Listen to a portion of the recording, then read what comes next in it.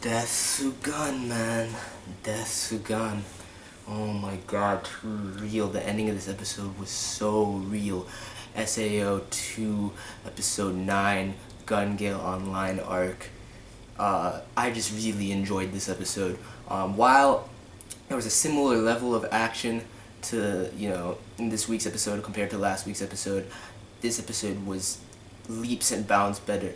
And that's Sword Art Online is not just about, while we did get some tight action scenes, it's not just about seeing amazingly animated badass battles. Like, yes, that is a great part of it, but also, the progression, the plot is really well done, and that really shined through in this episode. The pacing was flawless, and I liked a lot of things that took place, and that ending was impactful. So, let's get into it.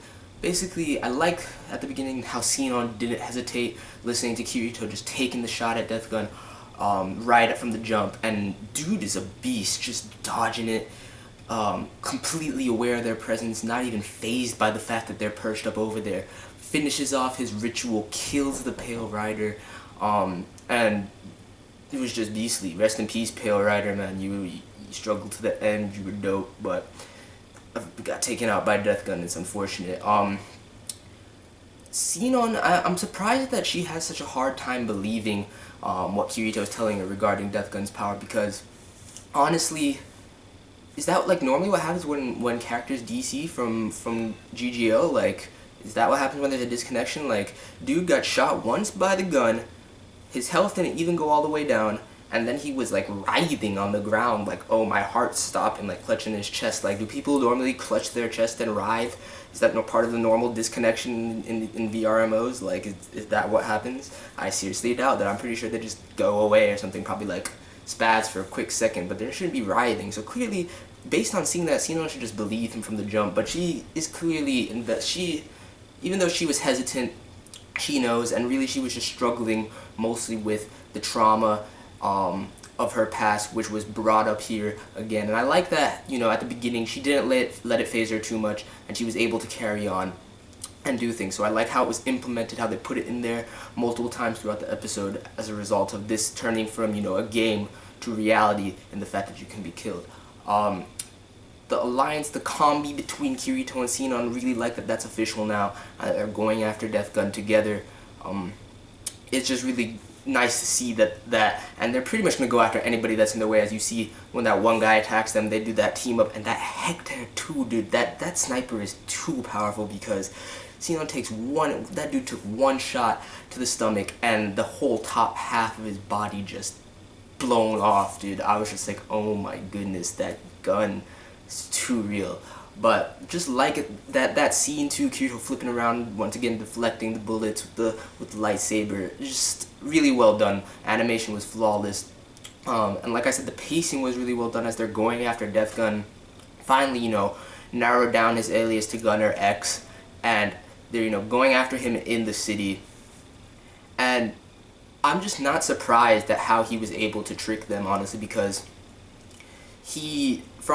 my thing is, when Sinon was looking at him perched up there, I'm pretty sure he was just had his sniper posted up there as a trick, went with the active camo, and was able to approach her like that, and basically stunning Sinon. That I was just like, damn, I knew that it wouldn't be that easy to run up on Death Gun, but he got the jump on her. That shit was crazy. And it was a shocking ending to see Death Gun there. I wonder if there's any connection between Death Gun and Sinon, because the actual Death Gun is the Black Star gun, same model that she used in real life during that incident where she killed the dude to save her and her mother. So I'm wondering if that's foreshadowing for some sort of possible connection there. But I'm pretty sure Sinon is not going to die here. Like, there's no, even though the ending was shocking, the fact that Death Gun got the drop on her, and, you hear the gunshot, it cuts away, just for that impact and that cliffhanger moment, it was beautiful. I like the way that they paced the episode all the way up till that, and how they ended with that. But you're not fooling anyone there, but there's no way Sinon dies here. I'm pretty sure at least something, either he's toying with her, Kirito will save her before, but Sinon is not going to go out here, so that's not something I'm worried about.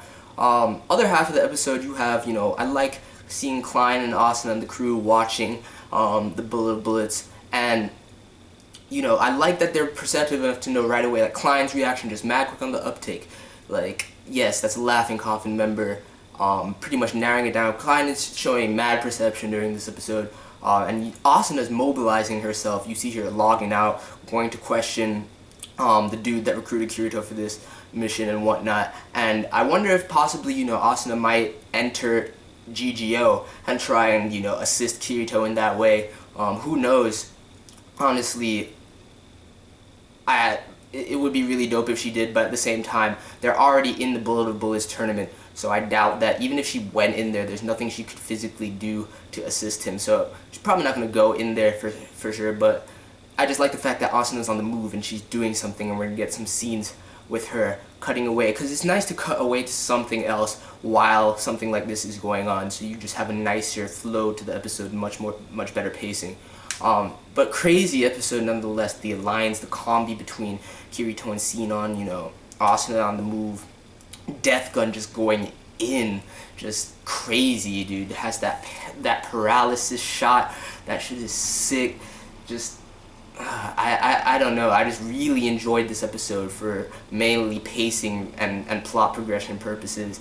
Of course it looked great. Of course it sounded great. Everything there was amazing. So I'm gonna give episode 9 a 9 out of 10. Death Gun, man, fucking Death Gun. I'm really enjoying Death Gun's character, and I think that sooner rather than later we'll get a reveal as to, you know, which Laughing Coffin member he was.